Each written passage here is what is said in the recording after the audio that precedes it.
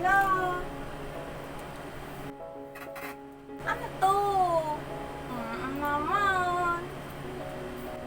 Ang galing-galing. Sino gawa nito? Ang galing ka? Ah! Thank you.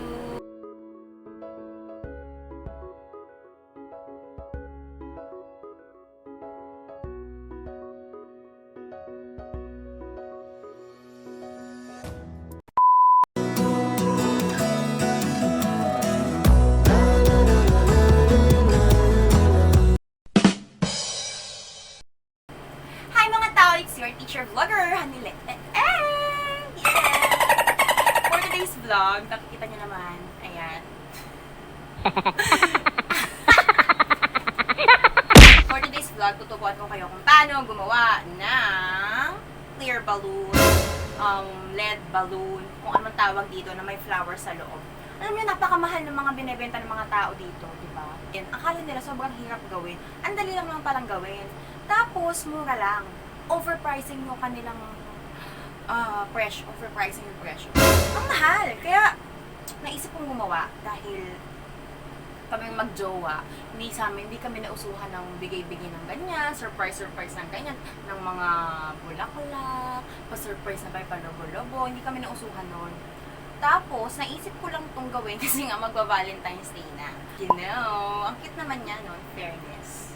Hindi ko na papatagalin pa. Ito na yung video kung paano at kung ano-ano yung mga materials na ginamit ko para makagawa ng ganitong LED light balloon or lighting balloon or flower balloon. Basta yun yun.